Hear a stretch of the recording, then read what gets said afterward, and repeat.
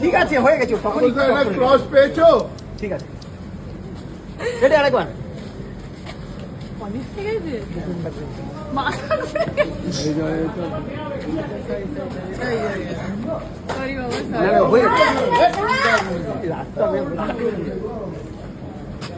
আগে ঝোঁকা হয়ে গেছে